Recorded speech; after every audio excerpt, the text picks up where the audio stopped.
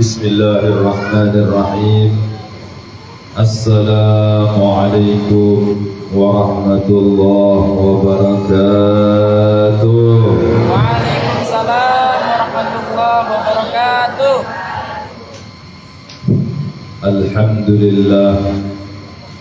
Alhamdulillahilladzi asra nabiyahu Muhammadan sallallahu alaihi wasallam ila as-samawati al-ula. Ashhadu an la ilaha illallah rabbul arshil a'la wa ashhadu anna sayyidana Muhammadan abduhu wa rasuluhu alladhi araja as-sama.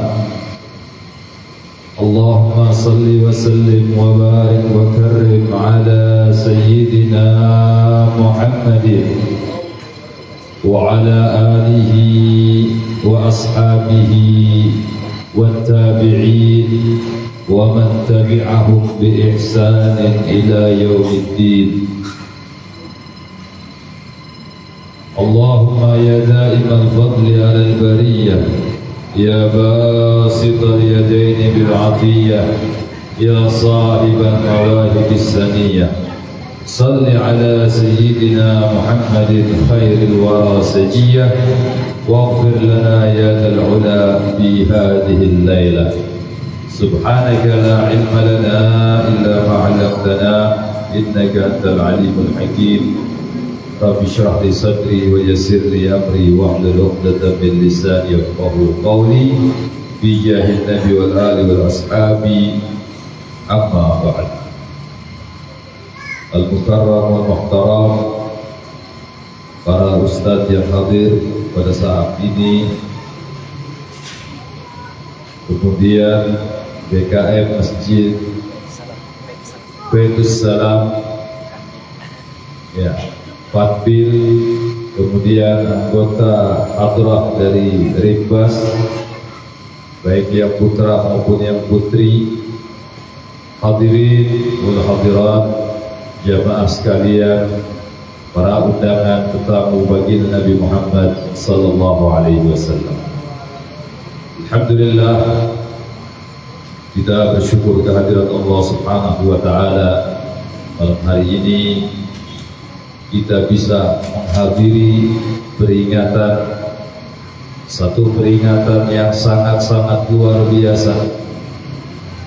Satu peristiwa, kita sama-sama memperingati satu peristiwa penting, baik penting untuk baginda Nabi Muhammad dan penting untuk kita umatnya baginda Nabi Muhammad sallallahu alaihi wasallam. Peristiwa itu yang sama-sama kita sering dengar dan kita sudah tahu, yaitu peristiwa Isra Mi'rajnya baginda Nabi Muhammad sallallahu alaihi wasallam. Sebelum kejadian Isra dan Mi'raj, baginda Nabi sallallahu alaihi wasallam tahun tersebut, tahun ke-10 Hijriah, beliau dalam keadaan sedih yang sangat luar biasa. Pertama, kesedihan beliau karena ditinggalkan oleh seorang wanita pendukung dakwah baginda Nabi Muhammad, seorang wanita yang mendapatkan bisyarah daripada baginda Nabi sallallahu alaihi wasallam bahwasanya beliau adalah sayyidatu ahlil jannah, termasuk pemimpin-pemimpin wanita-wanita yang ada di surga. Wanita itu adalah istri beliau sallallahu alaihi wasallam, Sayyidatuna Khadijatul Kubra, Khadijah binti Khuwailid, istri baginda Nabi Muhammad sallallahu alaihi wasallam. Beliau seorang wanita yang terhormat di kalangan kaum Quraisy. Beliau adalah seorang wanita yang kaya raya, tapi semua hartanya dia berikan kepada baginda Nabi Muhammad sallallahu alaihi wasallam untuk menjalankan dakwah menyebarkan agamanya Allah Subhanahu wa taala, semuanya diberikan kepada suaminya baginda Nabi Muhammad sampai dia tidak mempunyai apa-apa lagi. Sampai pernah Siti Khadijah menangis di hadapan baginda Nabi sallallahu alaihi wasallam. Ditanya oleh baginda Nabi, "Ma yubkiki ya Khadijah?" Apa yang membuat engkau menangis wahai Khadijah? Apakah engkau tidak suka menjadi istriku? Apakah engkau tidak suka menjadi pendampingku wahai Khadijah? Apa jawab Siti Khadijah radhiyallahu taala anha? Beliau menjawab, "Tidak ya Rasulullah. Aku senang menjadi istrimu, menjadi istri seorang nabi kekasih Allah Subhanahu wa taala. Tapi yang aku sedihkan, aku menangis ini ya Rasulullah, karena dulu aku adalah seorang wanita yang kaya. Aku berikan semua hartaku untukmu ya Rasulullah. Aku bisa membantumu dengan hartaku untuk berdakwah di jalan Allah Subhanahu wa taala. Tapi aku dalam keadaan miskin saat ini wahai Khadijah ya Rasulullah. Aku tidak punya apa-apa. Aku tidak bisa membantu dakwahmu ya Rasulullah.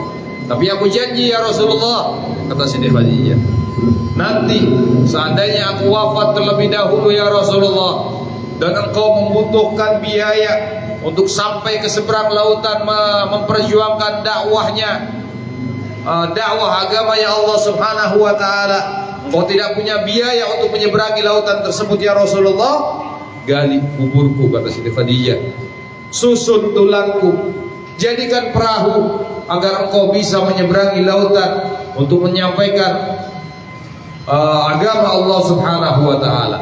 Dalam riwayat lain dikatakan bahwasanya kalau engkau ya Rasulullah tidak ada biaya untuk berdakwah, jual tulangku, kumpulkan tulangku dan jual, dan uangnya engkau gunakan untuk berdakwah di jalan Allah Subhanahu wa taala. Ini Siti Khadijah, seorang istri yang betul-betul membackup dakwahnya baginda Nabi Subhanahu wa taala. Siti Khadijah ini seorang istri yang gak pernah minta sesuatu kepada suaminya. Kira-kira kalau Khadijah sekarang gimana Bu? Gimana? Minta apa enggak sama suaminya? Mesti ya, tiap hari suaminya diminta, "Bang, belanja." Kalau Khadijah zaman sekarang. Tapi Khadijah istri baginda Nabi sallallahu alaihi wasallam tidak pernah meminta sesuatu apapun kepada suaminya baginda Nabi Muhammad sallallahu alaihi wasallam. Pernah sekali waktu Siti Khadijah menginginkan jubahnya baginda Nabi sallallahu alaihi wasallam untuk dia jadikan kain kafan tatkala dia wafat nanti. Dia tidak berani meminta kepada baginda Nabi. Dia menyuruh anaknya Fatimah. Dipanggil anaknya Fatimah yang waktu itu umur 5 tahun, "Wahai Fatimah putriku, mintakan kepada ayahmu jubahnya agar aku jadikan kain kafan kalau aku nanti wafat." Wahai Fatimah, namanya anak kecil, Siti Fatimah masih 5 tahun.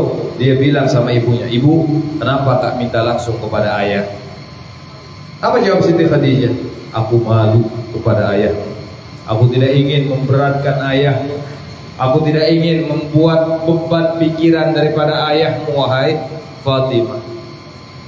Engkau saja yang memintakan kepada ayahandamu." Akhirnya dimintakan oleh Siti Fatimah radhiyallahu taala anha kepada baginda Nabi sallallahu alaihi wasallam. Apa jawab baginda Nabi? "Kalau seandainya engkau minta langit dan bumi, engkau minta rembulan dan matahari wahai Khadijah, aku akan berikan kepada engkau karena jasamu sangat besar untuk perjuangan agamanya Allah Subhanahu wa taala." Ini Siti Khadijah wafat di tahun tersebut, sehingga baginda Nabi sallallahu alaihi wasallam sangat merasakan kesedihan yang sangat dalam. Kemudian setelah itu wafat paman beliau Abu Thalib, yang sama juga membackup dakwahnya baginda Nabi sallallahu alaihi wasallam. Kemanapun baginda Nabi selalu menjadi backing daripada baginda Nabi, selalu membela baginda Nabi sallallahu alaihi wasallam. Sekali waktu Abu Thalib ini pernah dipanggil oleh pemuka-pemuka Quraisy yang sedang kumpul di Darun Nadwah. Darun Nadwah ini ya apa namanya, DPR-nya orang Quraisy. Anggotanya siapa? Abu Jahal, Abu Lahab, Abu Sufyan waktu itu belum memeluk agama Islam, Khalid bin Walid juga sama, kemudian Utbah dan musuh-musuh Islam lainnya berkumpul di Darun Nadwa. Dipanggil Abu Talib, wahai Abu Talib, tolong sampaikan kepada keponakanmu untuk berhenti menghina Tuhan-Tuhan kami dan menyebarkan agama baru. Baik, kata Abu Talib, disampaikan kepada baginda Nabi Sallallahu Alaihi Wasallam. Tatkala disampaikan kepada baginda Nabi Muhammad, dijawab oleh beliau, "Lau ya ammi, lau hudi asyamsu ala yamini wal qamaru ala yasari, ala an atruka hadal amr ma tarak." Seandainya matahari engkau letakkan di tangan kanan, rembulan engkau letakkan di tangan kiriku, agar aku meninggalkan perkara ini wahai pamanku, aku tidak akan meninggalkan hal tersebut, kata baginda Nabi Sallallahu Alaihi Wasallam. Kata Abu Talib, terus wahai Muhammad, jangan khawatir, aku berdiri di belakang dalam perjuanganmu menyebarkan agama Allah Subhanahu wa taala.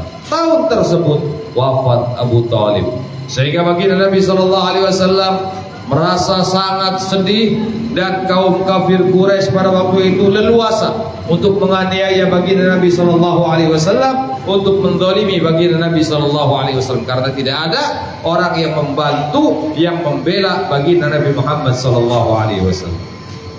Setelah itu Allah Subhanahu wa taala memberikan satu hadiah kepada baginda Nabi Muhammad, satu hiburan kepada beliau Sallallahu Alaihi Wasallam, yaitu dengan diperjalankannya beliau dari Masjidil Haram ke Masjidil Aqsa. Yang mungkin semuanya sering mendengar cerita tentang Isra Mi'rajnya baginda Nabi Muhammad dari Masjidil Haram menuju ke Masjidil Aqsa. Dari Masjidil Haram ke Masjidil Aqsa hanya sekejap, bahkan lanjut sampai ke Sidratul Muntaha, turun lagi hanya beberapa jam saja. Bahkan dikatakan dalam kitab Ad-Dibai tadi yang dibaca, "Tsumma arudduhum minal arsy qabla ayyabudal farsy." Kemudian aku kembalikan Muhammad dari arsy sebelum tempat duduknya dingin. Kalau kita duduk lama, bangun kira-kira hangat apa tidak? Hangat. Itu sebelum dingin tempatnya baginda Nabi sudah kembali daripada arasnya Allah Subhanahu wa taala. Sebentar, karena memang baginda Nabi Sallallahu Alaihi Wasallam tidak berjalan sendiri, tapi baginda Nabi Sallallahu Alaihi Wasallam diperjalankan oleh Allah Subhanahu wa taala. Kalau diperjalankan berarti tidak ada yang mustahil bagi Allah, pasti bisa bagi Allah Subhanahu wa taala. Seperti halnya saya contohkan, ini jeruk yang tadinya di atas piring kemudian ada di dekat mic di meja. Ini jeruk pindah sendiri atau dipindahkan? Dipindahkan. Begitu juga baginda Nabi Sallallahu Alaihi Wasallam tatkala perjalanan Isra Mi'raj, baginda Nabi Sallallahu Alaihi Wasallam diperjalankan oleh Allah Subhanahu wa taala. Baginda Nabi tidak berjalan sendiri. Salah satu contoh, ya saudara-saudara, misalnya ada panggilan ke Jakarta, besok pagi berangkat ke Jakarta, pesawat yang pertama jam berapa? Jam 7 pagi. Habis subuh udah berangkat, pakai baju yang ada di gantungan baju. Tahu-tahu di dalam baju itu gak terasa ada semutnya ikut. Berangkat sebelum subuh, habis subuh berangkat ke bandara, kemudian ke Jakarta, interview di Jakarta, sore balik lagi ke Batam. Kemudian maghrib, ya bajunya dilepas, digantungin lagi. Semut yang tadi ada di kantong keluar, ketemu sama semut lainnya. Cerita, "Mut, saya tadi pagi ke Jakarta, sekarang sudah balik lagi." Apa jawab semut temannya? "Gila ente." Iya gak? Ya. Dibilang gila. Kamu ini ya dari dalam kamar ke depan pintu saja satu hari lebih, dia bilang, apalagi ke Jakarta cuma setengah hari sudah balik lagi. Gendeng ente, gila ente, katanya. Begitu juga yang terjadi kepada baginda Nabi Sallallahu Alaihi Wasallam. Tatkala baginda Nabi Sallallahu Alaihi Wasallam ceritakan kepada orang-orang kafir Quraisy apa yang dikatakan oleh mereka orang-orang kafir Quraisy, Muhammad sudah tidak waras. Tidak mungkin perjalanan Isra dari Masjidil Haram ke Masjidil Aqsa ditempuh hanya beberapa jam saja, tidak mungkin, tidak masuk akal kata orang-orang Quraisy. Makanya tatkala Sayyidina Abu Bakar Siddiq radhiyallahu taala anhu, tatkala kejadian Isra Mi'raj tersebut, Sayyidina Abu Bakar sedang Allahumma shalli ala sayyidina Muhammad, pergi berdagang ke negeri Syam. Di dalam perjalanannya beliau istirahat di bawah satu pohon. Kemudian ketemu satu pendeta Nasrani.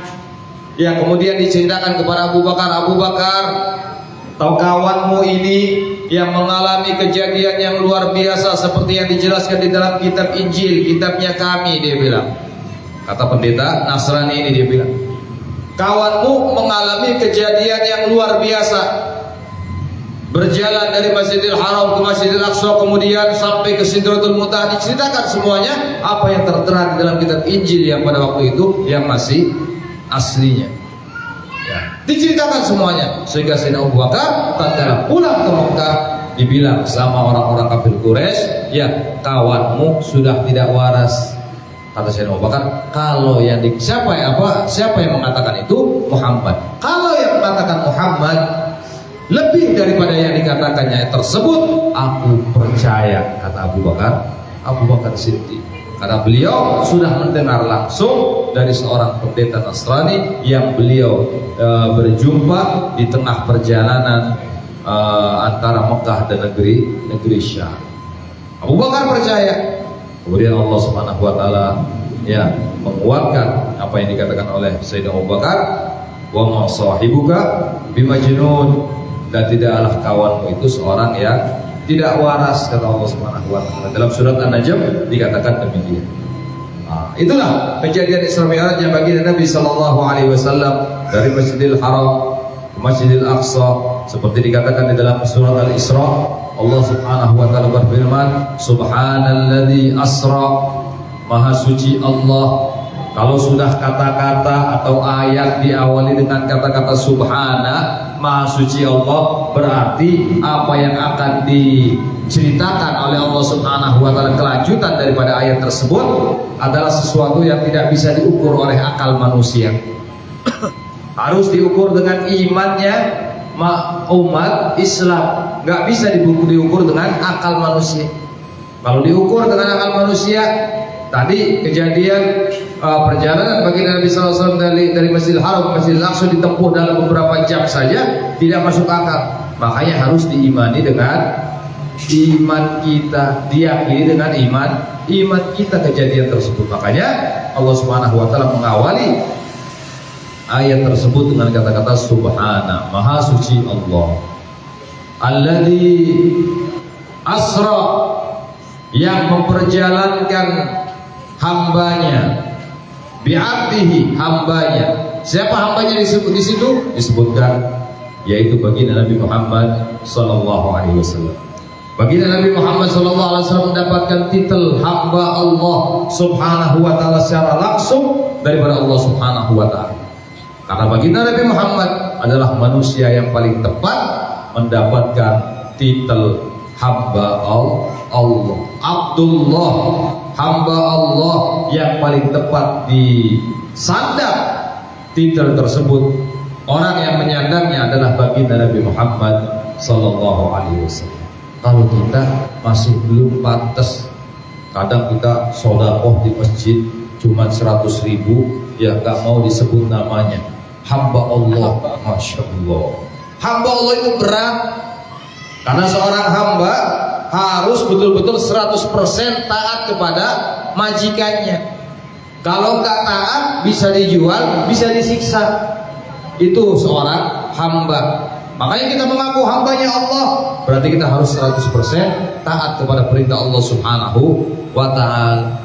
Kalau nggak taat, berarti belum pantas disebut dengan hamba Allah. Kita ini masih hamba dunia, masih hamba syahwat, masih hamba selimut kalau subuh. Iya, as-salatu khairum minan naum. Lagi gerimis. Kira-kira bangun wudhu ke masjid atau tarik selimut? Tarik. Tambah tarik selimutnya. Berarti hambanya selimut, bukan hambanya Allah Subhanahu wa ta'ala. Masih senang sama selimut. Panggilan Allah di nomor 2 kan.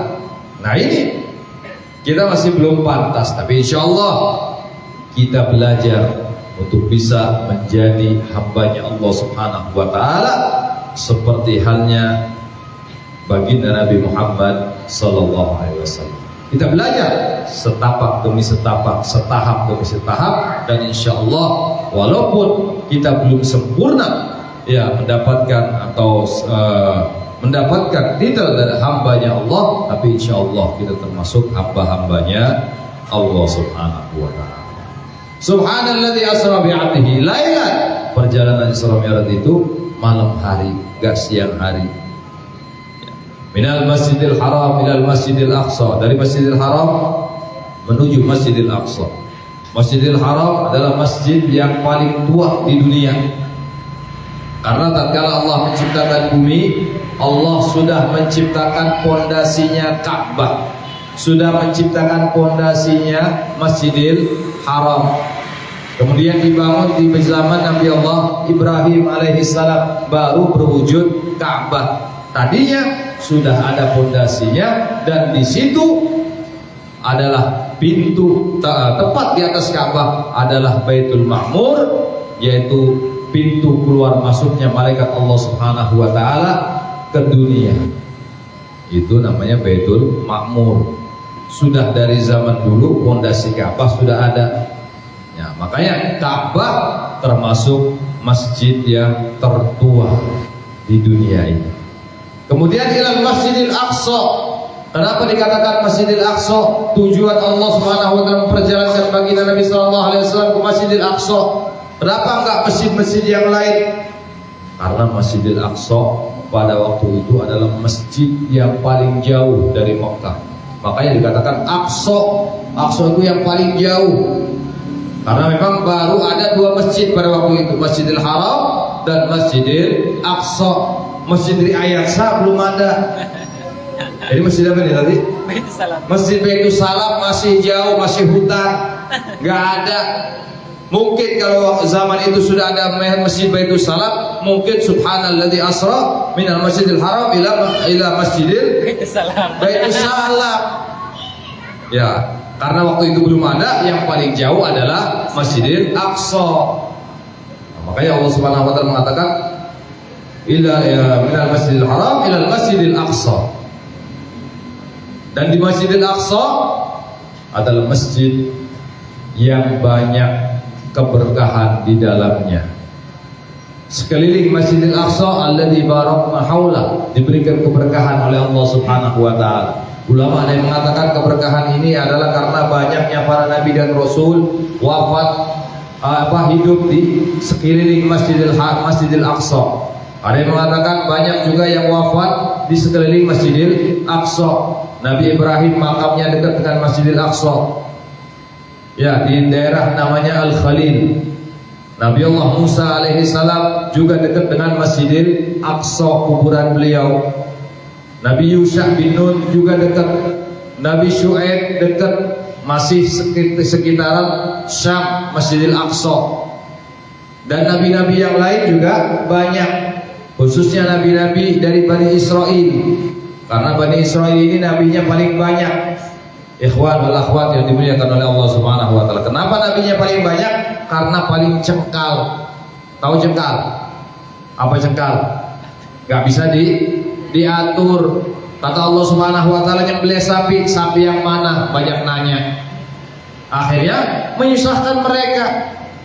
La tas'alu an asya'in tubdalakum tasukkum, kata Allah. Jangan kamu bertanya sesuatu yang apabila kamu bertanya akan menyusahkan kalian. Coba Bani Israel itu, ya, kalau seandainya Allah memerintahkan menyembelih sapi, ambil sapi langsung disembelih, nggak usah nanya betina apa jantan, warnanya bagaimana, digembala atau diternak.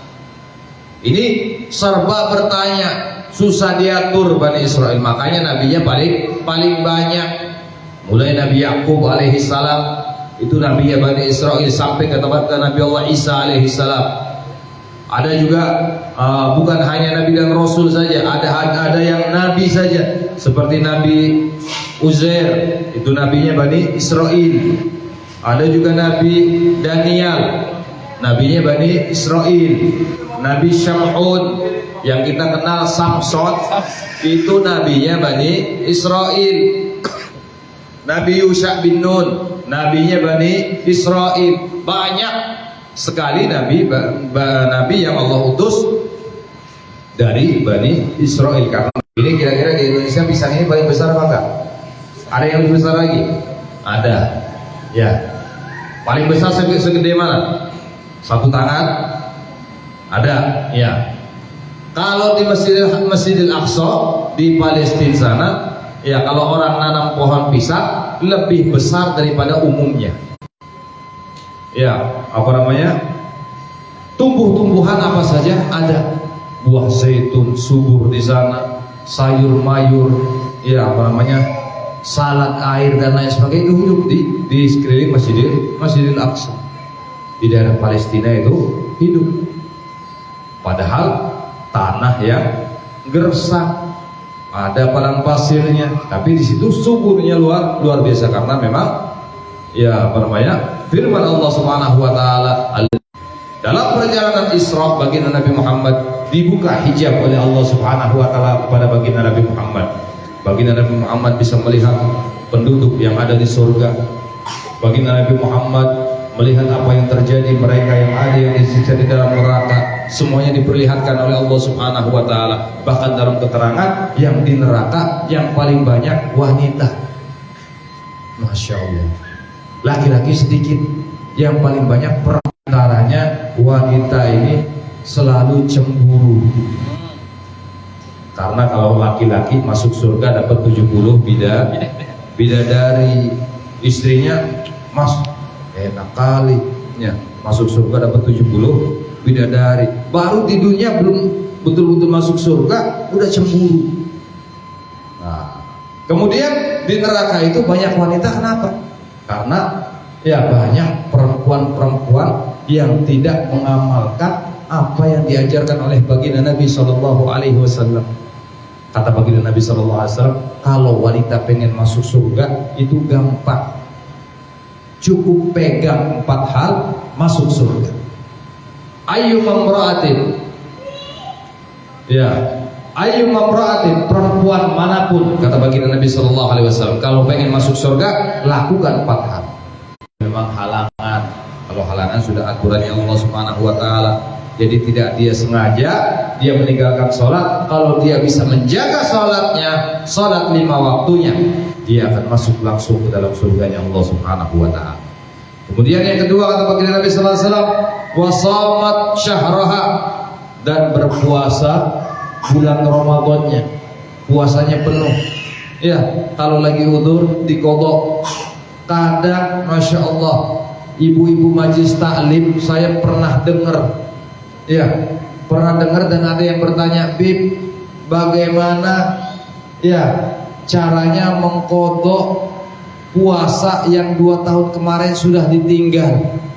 Masya Allah, tahun ini Ramadan misalnya, dia hutang 7 hari, jaga puasanya, dia akan masuk surganya Allah Subhanahu wa Ta'ala. Kemudian wahafizat farjaha, dan perempuan yang bisa menjaga kehormatannya, kehormatan suaminya. Suaminya lagi pergi, dijaga rumahnya, dijaga anak-anaknya, dijaga harta daripada suaminya. Nah ini yang ketiga. Kemudian yang keempat kata baginda Nabi SAW, wa ta'at zaujaha, dan yang taat kepada suaminya. Jadi yang perempuan perempuan yang pertama yang menjaga sholat 5 waktunya, menjaga puasanya, kemudian menjaga kehormatannya, kemudian taat kepada suaminya, dakhalat jannata rabbiha, dia pasti bakal masuk ke dalam surga Tuhannya, kata baginda Nabi sallallahu alaihi wasallam. Jadi 4 hal saja, cuman jaga sholat, jaga puasa, jaga kehormatan. Makanya sering ada di TV apa film suami-suami takut istri. Iya, karena memang istrinya luar biasa galaknya minta ampun. Oh, kalau suami saya macam-macam tak pites. Nah, ini sudah menandakan bahwasanya dia sudah tidak taat kepada suami. Jadi seorang perempuan harus taat kepada suaminya selama tidak bermaksiat kepada Allah Subhanahu wa taala. Tapi kalau diperintah untuk maksiat kepada Allah Subhanahu wa taala, wajib dia itu orang-orang yang mendapatkan kenikmatan di surganya Allah Subhanahu wa taala luar biasa. Diperlihatkan oleh Allah Subhanahu wa taala linuriyahum min ayatina. Innahu huwas samiul basir. Sesungguhnya Allah Subhanahu wa taala, dalam tafsir dikatakan sungguhnya Allah Subhanahu wa taala maha melihat dan maha mendengar dan juga maha melihat. Ada mufassir yang mengatakan innahu ini kembali kepada baginda Nabi Muhammad, karena baginda Nabi Muhammad yang diperjalankan oleh Allah, dan baginda Nabi Muhammad dibuka hijabnya oleh Allah Subhanahu wa taala sehingga bisa mendengar suara-suara ya Allah. Itu cerita Isra Mi'rajnya baginda Nabi Muhammad SAW. Baru dari Isra tadi Masjidil Haram, Masjidil Aqsa, kemudian naik, mulai langit pertama naik baginda Nabi Muhammad berjumpa dengan Nabi Allah Adam alaihissalam. Nabi Adam sudah duduk di singgasananya seperti saya duduk di mimbar. Nabi Adam sedang duduk, kemudian beliau menoleh ke sebelah kanan, tersenyum Nabi Adam. Kemudian dia katakan, tuba ruhun tayyibun kharajat min jasadin tayyib. Yang tidak baik. Baginda Nabi tanya sama malaikat Jibril, ya Jibril, siapa itu? Itu adalah ayahmu Adam. Kenapa dia tatkala menengok sebelah kanan dia tersenyum, tatkala menengok sebelah kiri dia menangis? Wahai Jibril, oh itu Muhammad, waktu dia menengok ke sebelah kanan, dia lihat anak cucunya sampai hari kiamatnya su'ul khatimah, karena perbuatan maksiatnya sehingga dia dimatikan oleh Allah Subhanahu wa taala dalam keadaan su'ul khatimah. Menangis Nabi Allah Adam melihat anak cucunya yang bernasib jelek tersebut. Kemudian lanjut baginda Nabi sallallahu alaihi wasallam menuju langit kedua, berjumpa dengan Nabi Isa dan Nabi Yahya. Lanjut lagi ke langit ketiga, berjumpa dengan Nabi Allah Yusuf alaihi salam. Langit keempat berjumpa dengan Nabi Idris alaihi salam.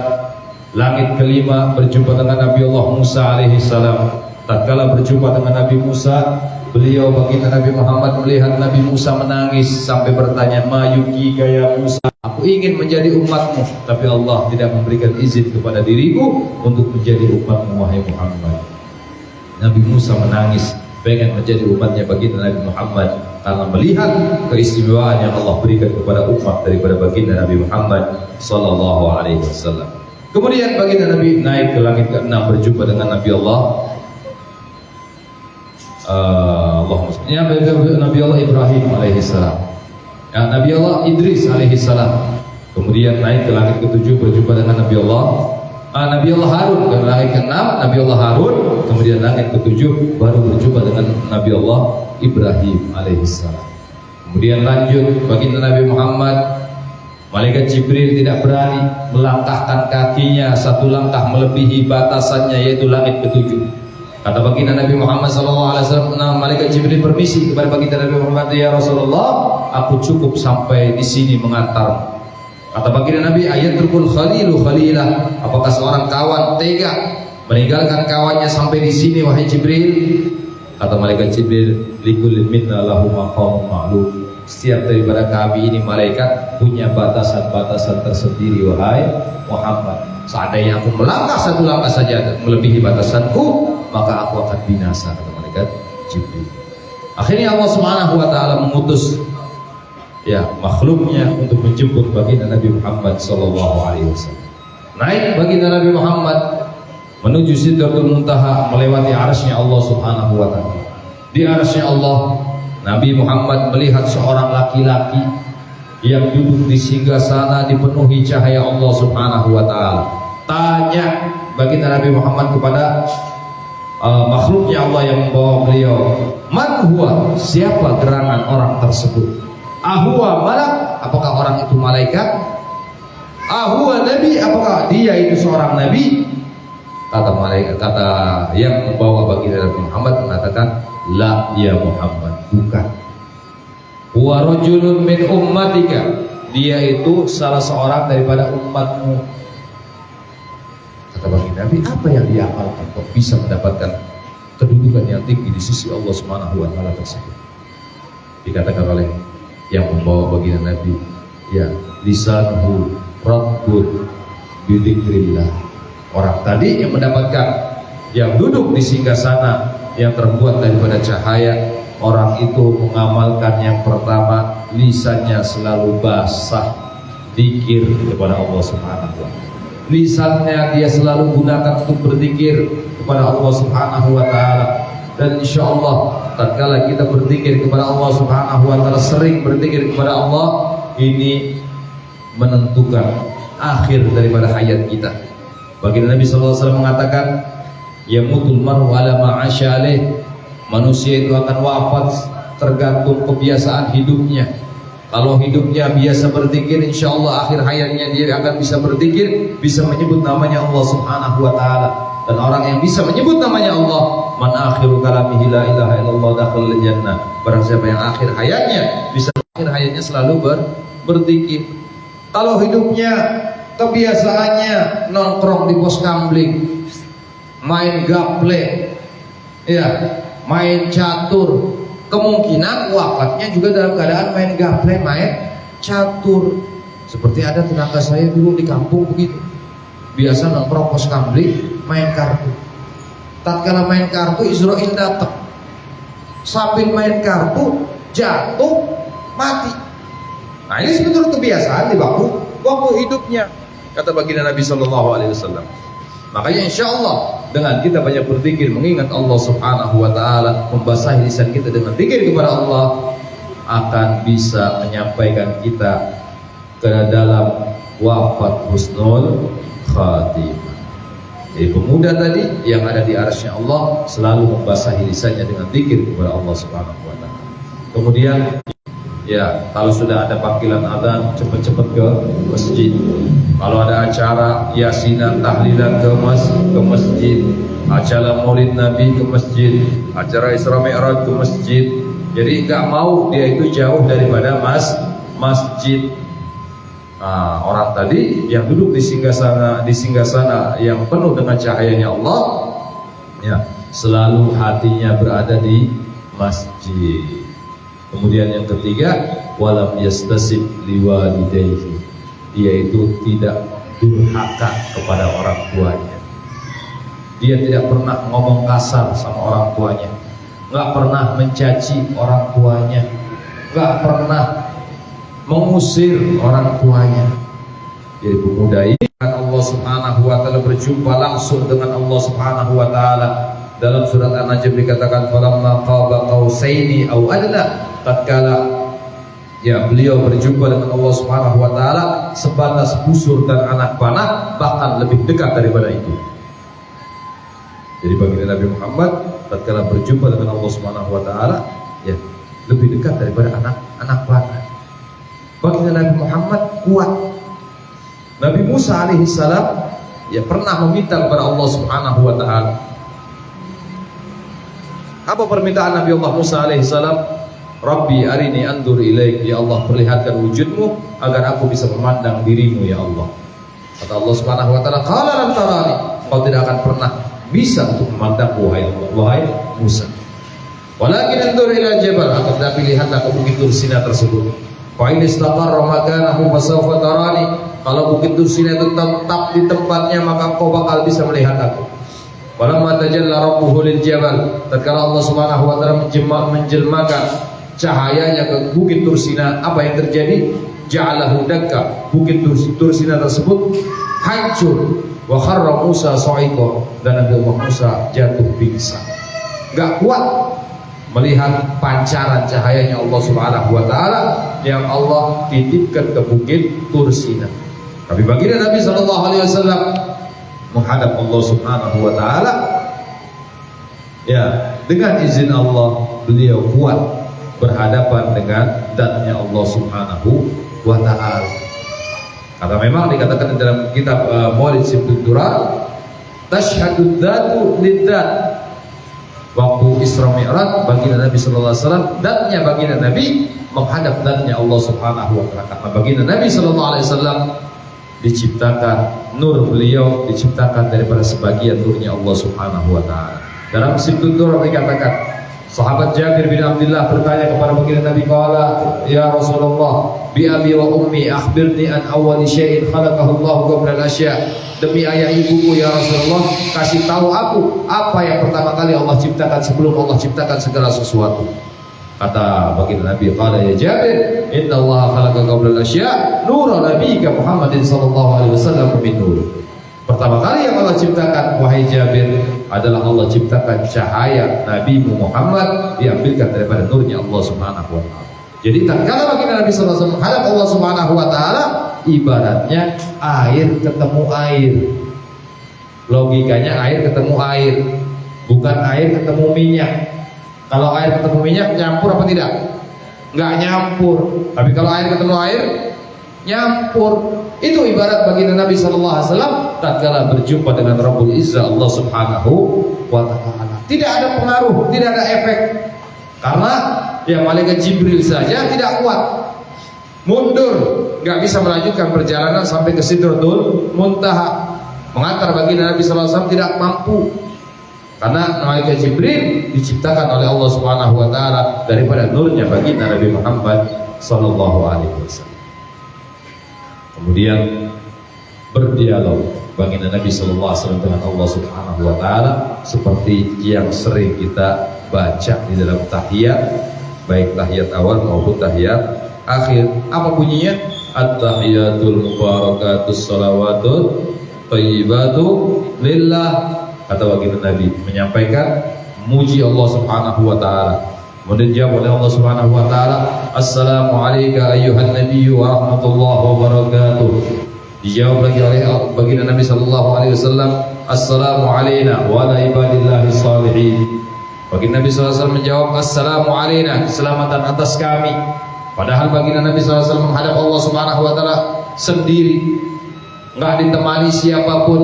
Malaikat Jibril mundur, apalagi yang lain, tidak ada yang berani, tidak ada yang mampu untuk menghadap Allah Subhanahu wa taala. Baginda Nabi Muhammad SAW menghadap Allah dalam keadaan sendiri. Tapi baginda Nabi SAW tidak mengatakan keselamatan atas diriku, tidak.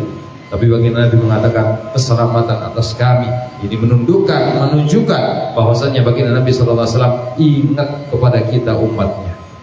Beliau seakan-akan membawa kita umatnya, mewakili kita umatnya menghadap Allah Subhanahu wa ta'ala. Ya, seperti halnya kalau sambutan ketua DKM, kami atas nama DKM misalnya, yang ngomong satu orang atau banyak? Satu orang. Tapi kenapa kok bilangnya kami? Karena mewakili yang lain.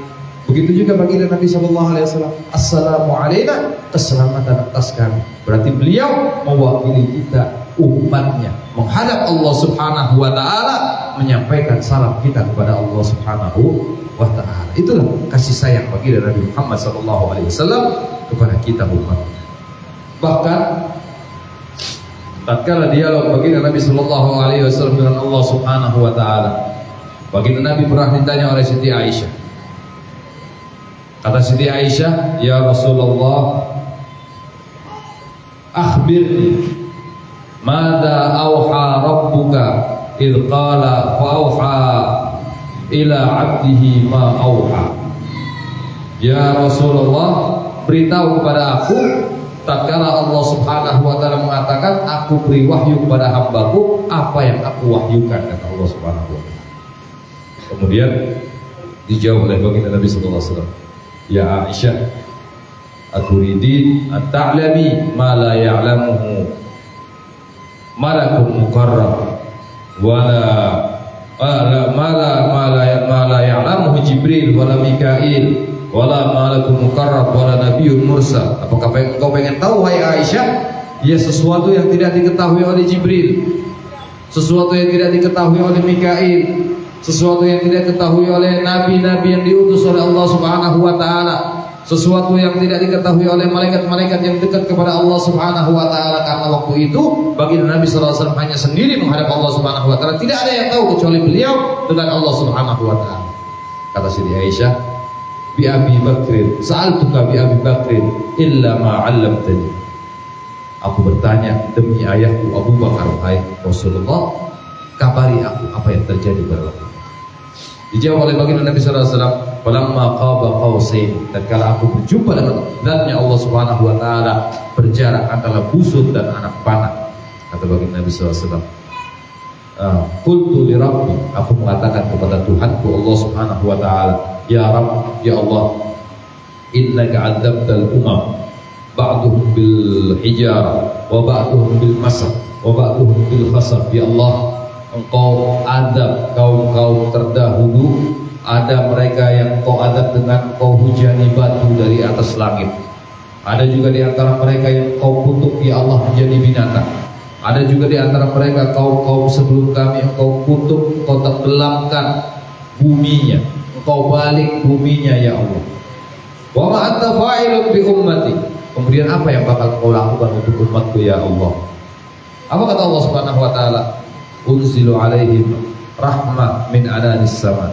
Aku akan turunkan rahmat untuk umatmu dari ujung langit, dari langit yang paling tinggi, kata Allah Subhanahu wa taala.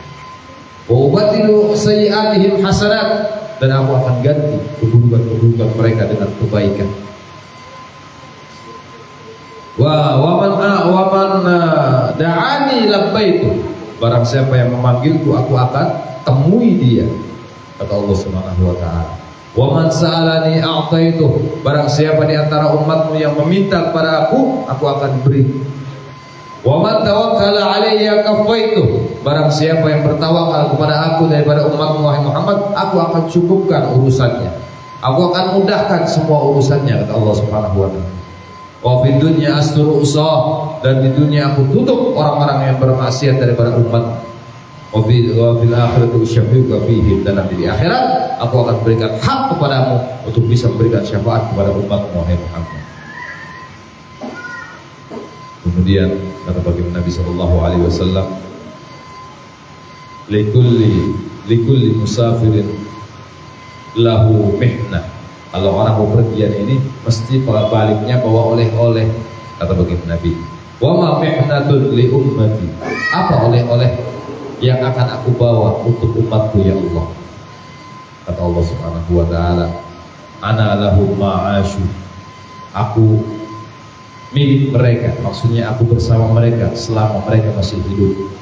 Mereka hidup di dunia, aku bersama mereka. Jaminan dari Allah Subhanahu wa taala bahwasannya kita umatnya baginda Nabi Muhammad selalu bersama Allah, selalu diperhatikan oleh Allah Subhanahu wa taala.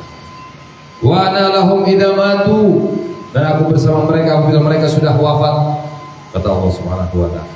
Berarti ini juga jaminan insyaallah tatkala kita wafat mendapatkan husnul khatimah dari Allah Subhanahu wa taala. Wa ana lahum fil kubur, dan aku bersama mereka di alam kubur, kata Allah Subhanahu wa taala. Allah menemani umatnya baginda Nabi Muhammad di alam kubur, maknanya Allah tidak akan menyiksa, Allah akan memberikan perhatian kepada mereka. Wa ana lahum fil nusyur, dan aku akan bersama mereka juga di dalam padang mahsyar. Umatnya baginda Nabi Muhammad tidak akan diterlantarkan oleh Allah Subhanahu wa taala. Ini janji Allah Subhanahu wa taala untuk kita umatnya baginda Nabi Muhammad, karena Allah sangat cinta kepada baginda Nabi Muhammad sehingga Allah memuliakan kita, Allah memberikan rahmatnya kepada kita semuanya. Alhamdulillah, ini semuanya berkat baginda Nabi Muhammad sallallahu alaihi wasallam. Hadirin wal hadirat, ikhwani wa akhwati yang dimuliakan oleh Allah Subhanahu wa taala. Itulah hal yang penting, perhatian baginda Nabi Muhammad kepada kita, ya, cintanya baginda Nabi Muhammad kepada kita. Tatkala beliau menghadap Allah Subhanahu wa taala, beliau pun selalu ingat kepada kita dan memintakan kepada Allah yang terbaik untuk kita umatnya. Mudah-mudahan kita semuanya betul-betul kelak di akhirat benar-benar diaku sebagai umatnya baginda Nabi Muhammad dan ikut bersama rombongan baginda Nabi Muhammad sampai Allah kumpulkan kelak di surganya Allah bersama baginda Nabi Muhammad sallallahu alaihi wasallam. Amin amin ya rabbal alamin. Kurang lebih mohon maaf. Wallahu muwaffiq ila aqwamit thoriq. Wassalamualaikum warahmatullahi wabarakatuh. Ya, mari sebelum doa ya kita sama-sama baca ya Rabbana tarafna. Hafal enggak ya? Ya Rabbana tarafna bi annana tarafna wa annana asrafna ala ladha ashrafna wa tub alaina tauba taghsil li kulli hawba wastur lana al-awrati wa aminir rawati waghfir li walidina rabbi wa mauludina wal ali wal ikhwani wa sairil khillani wa kulli dhi mahabba aw jiratin aw sahaba